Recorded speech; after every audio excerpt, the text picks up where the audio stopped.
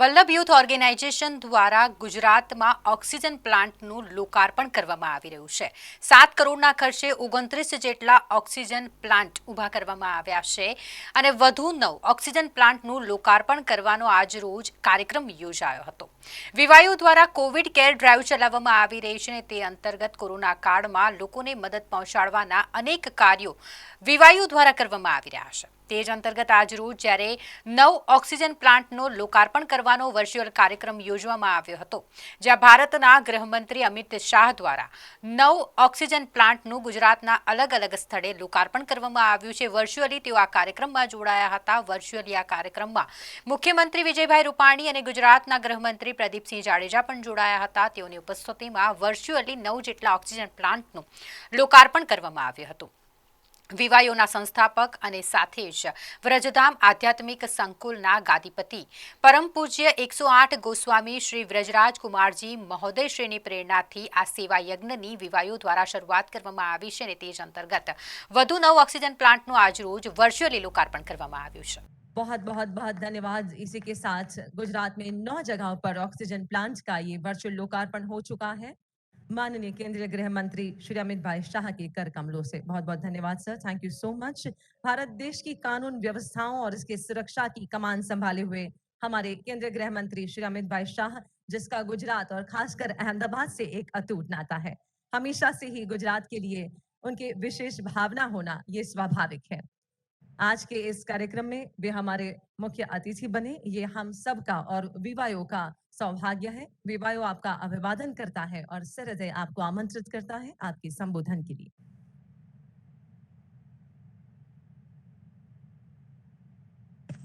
आज के कार्यक्रम में उपस्थित वैष्णवाचार्य पूज्य श्री सूरज कुमार जी महाराज के श्री चरणों में मैं प्रणाम करता हूं।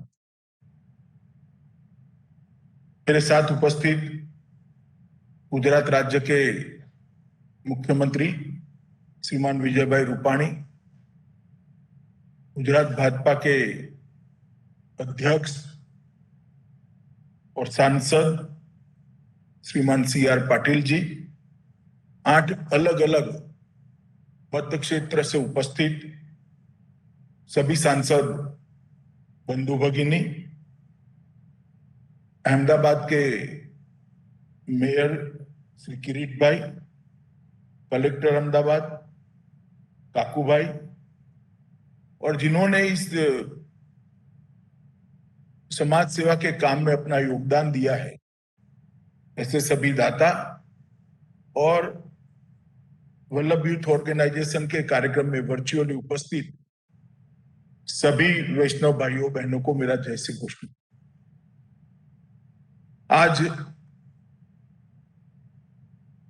विगत लगभग 1-1.25 साल से पूरी दुनिया और देश कोरोना महामारी के खिलाफ एक संघर्ष कर रहा है और एक प्रकार से मानो कुदरत भारत की विशेष रूप में परीक्षा ले रही हो, इस प्रकार से देश के पूर्वी और पश्चिमी दोनों छोर पर साइक्लोन भी आए और कई प्रकार के संघर्ष इसी समय में आए। मगर कहते हैं कि संघर्ष के समय ही जनता और नेतृत्व और समाज सेवी संगठनों की परीक्षा होती है और मुझे बहुत हर्ष है कि संघर्ष के समय में देश के प्रधानमंत्री श्रीमान नरेंद्र मोदी जी के नेतृत्व में भारत ने दुनिया भर के आंकड़ों की तुलना करें तो कोरोना के खिलाफ लड़ने में बड़ी सफलता प्राप्त की है। जब कोरोना की दूसरी लहर आई और वायरस ने अपना स्वरूप बदलकर बहुत तेजी से फैलना शुरू किया, न केवल तेजी से फैलना शुरू किया, इसके साथ साथ मानव की सेहत पर भी बहुत तेजी से नुकसान पहुंचाने की भी इस बार उसका लक्षण देखा गया। फिर भी इसको बहुत कम समय के अंदर नियंत्रित कर ढलान की ओर ले जाने में हम सबको एक सामूहिक सफलता मिली है।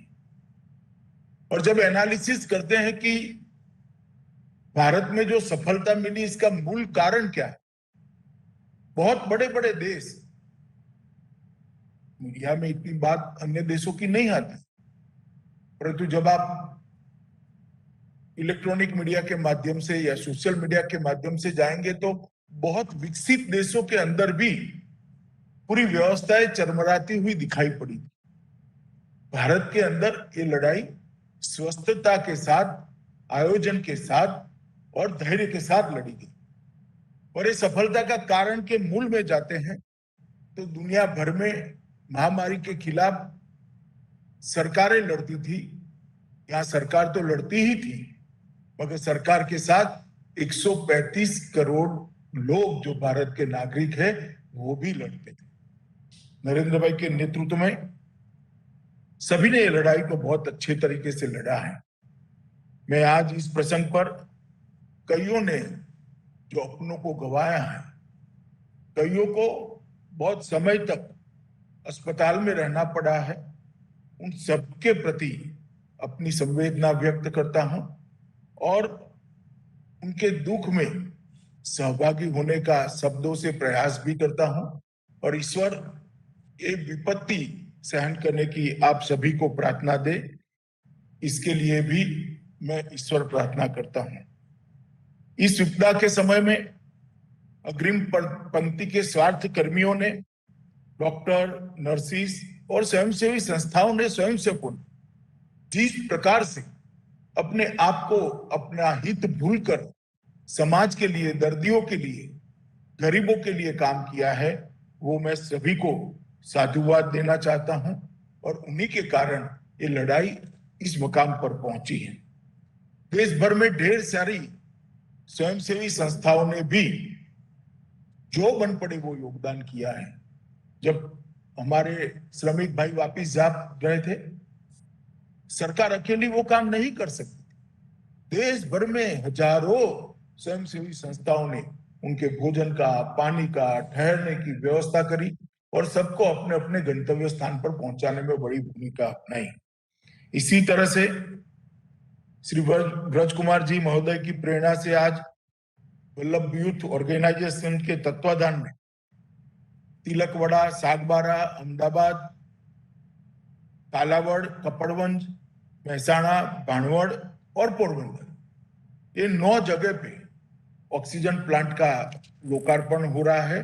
मुझे हर्ष है कि वीवाईओ ने उसमें मुझे शामिल होने का मौका दिया है, इसलिए मैं वीवाईओ और ब्रज कुमार जी महाराज का बहुत बहुत आभारी हूं।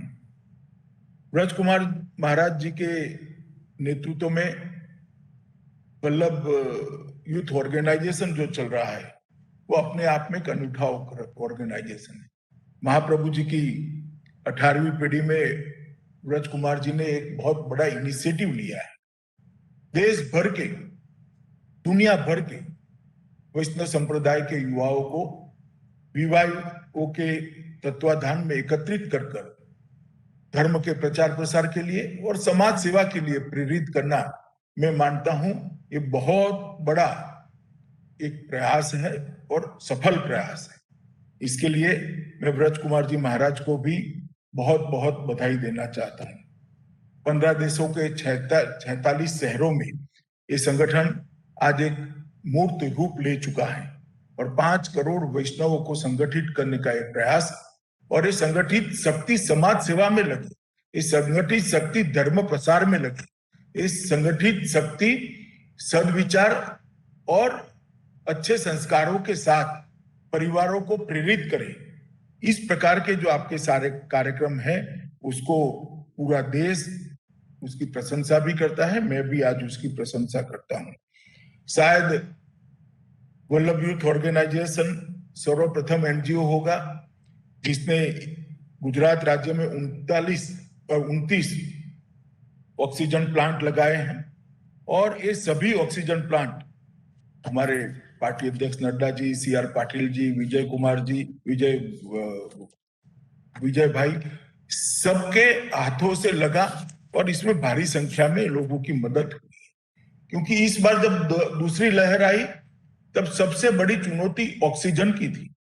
जैसा मैंने पहले कहा, वायरस ने अपना स्वरूप बदला और 2-3 दिन में ही दर्दी को उस स्थिति में पहुंचा देते थे कि 10 लीटर या 15 लीटर ऑक्सीजन की जान बचाने के लिए जरूरत पड़ती थी।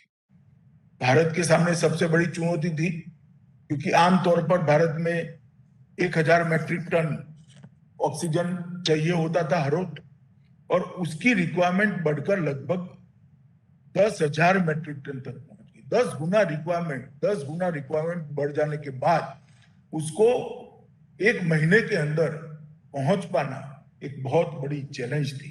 मगर मोदी जी के नेतृत्व में भारत सरकार ने और सभी राज्य सरकार इस चैलेंज को स्वीकार किया और इसके खिलाफ हमने लड़ना शुरू किया।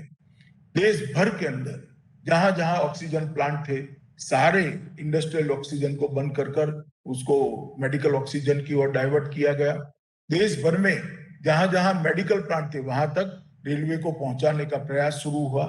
क्रायोजेनिक क्रायोजेनिक टैंकर हमारे पास कम थे, दुनिया भर में जहां पड़े थे वहां से क्रायोजेनिक टैंकरों को यहाँ लाया गया और उसको लगाकर ट्रेनों से भेजने की शुरुआत की गई। लगभग 15,000 मैट्रिक टन ऑक्सीजन को ट्रेन के माध्यम से पहुंचाया गया, क्योंकि बहुत ज्वलनशील पदार्थ है। रोड ट्रांसपोर्टेशन बहुत रिस्की होता है और खाली क्रायोजेनिक टैंकरों को विमान मार्ग से सेना के विमानों को लगाकर पहुंचा गया। और जो भौगोलिक दूरियां थी, ऑक्सीजन उत्पादन होता है देश के पूर्वी छोर में और पश्चिमी छोर, तो पूरे देश भर में ऑक्सीजन को पहुंचाने का काम इस तरह से किया गया और एक बहुत द्रुत गति से ऑक्सीजन प्लांट लगाने की भी शुरुआत की। प्रथम वेव के बाद पीएम केयर फंड से प्रधानमंत्री जी ने 162 पीएसए प्लांट को मंजूरी दी थी और 21 में और 1051 पीएसए प्लांट को नरेंद्र मोदी जी ने अप्रूव किया। उसके साथ साथ पेट्रोलियम मंत्रालय और स्टील मंत्रालय ने भी 100 पीएसए प्लांट लगाए जाने की योजना करी और आने वाले दिनों में 300 ऑक्सीजन प्लांट लगाने का भी काम होगा। और लगभग 21 स्टील प्लांट, पावर प्लांट और रिफाइनरी पर लगभग 12,000 से ज्यादा बेड क्षमता वाले 21 जंबो अस्पताल देश भर में 15 दिन के कालखंड में खड़े किए गए। जहां दर्दी तक ऑक्सीजन नहीं पहुंच पाता था, दिक्कत थी, वहां दर्दी को ऑक्सीजन तक पहुंचाने की व्यवस्था भी की गई। और पीएम केयर फंड से लगभग 1 लाख ऑक्सीजन कंसंट्रेटर खरीदे गए। भारतीय रेल ने भी बहुत अच्छा काम किया, वायुसेना ने बहुत अच्छा काम किया, सेना और हमारे वैज्ञानिकों ने बहुत अच्छा काम किया। और अंततोगत्वा आज ऐसी स्थिति आई है कि धीरे धीरे ये महामारी ढलान की ओर है। आनंद का विषय है कि दर्दियों की संख्या कम होने लगी है, स्वस्थ होकर जाने वाले मरीजों की संख्या बढ़ रही है। तो आज ऑक्सीजन की रिक्वायरमेंट भी जो पहले 10,000 मैट्रिक टन थी ये 3500 मैट्रिक टन पर पहुंच गई है। इसका मतलब है कि धीरे धीरे ये बीमारी ढलान पर जा चुकी है। वैक्सीनेशन का काम भी पूरजोश में चल रहा है। 21 करोड़ से ज्यादा लोगों को टीका लगाने का काम इतने कम समय में और दुनिया भर में रिकॉर्ड है हमारा कि भारत ने सबसे तेज टीकाकरण चलाया है, सबसे तेज वैक्सीनेशन चलाया है और इसको आने वाले समय में हम और गति से भी करना चाहते हैं। प्रधानमंत्री जी की ये मनसा है कि कम से कम समय में हमारे इतनी बड़ी आबादी वाले देश को वैक्सीन के सुरक्षा चक्र से कवर किया जाए और मुझे विश्वास है जिस प्रकार का उनका पूर्व का अनुभव है, इस लक्ष्य को भी वो जरूर पार करेंगे। गुजरात सरकार ने भी इस महामारी में बहुत तेजी से और बहुत अच्छे से काम किया है। विजय भाई और नितिन भाई के नेतृत्व में पार्टी ने भी श्री CR पाटिल के नेतृत्व में जन सेवा को ही अपनाया और ढेर सारी व्यवस्थाएं रातों रात खड़ी करनी पड़ी। नए अस्थायी अस्पताल बनाने का काम हो, ऑक्सीजन पहुंचाने का काम हो, विश्व भर से दवाइयां प्राप्त करने का काम हो, हर क्षेत्र के अंदर गुजरात सरकार ने बहुत प्रॉम्प्टली काम किया है और इसके कारण आज हम अच्छी तरह से ये महामारी से बाहर निकल रहे हैं। और मैं मानता हूं कि इसमें जनता का सहयोग, स्वयंसेवी संगठनों का सहयोग बहुत महत्वपूर्ण है और आगे पर भी ये लड़ाई में स्वयंसेवी संगठन जितना हिस्सा लेंगे, सरकार का काम इतना सरल होगा। आज मैं फिर से एक बार वैष्णवाचार्य व्रजराज कुमार जी को बहुत बहुत साधुवाद देना चाहता हूं कि आपने 29 प्लांट लगाकर गुजरात की ऑक्सीजन की कमी को परमानेंटली मदद करने का, ये प्लांट जो लगे हैं कल को शायद महामारी न हो तब भी ये प्लांट काम करते रहेंगे और हमेशा दर्दियों की सेवा करते रहेंगे। तो मैं गुजरात के सभी लोगों की ओर से और भारत सरकार की ओर से पूज्य व्रजराज कुमार जी का बहुत बहुत धन्यवाद करता हूं और आज के कार्यक्रम में मुझे उपस्थित देने के लिए आपने निमंत्रित किया, इसके लिए भी मैं आपका बहुत बहुत धन्यवाद करता हूं। प्रणाम।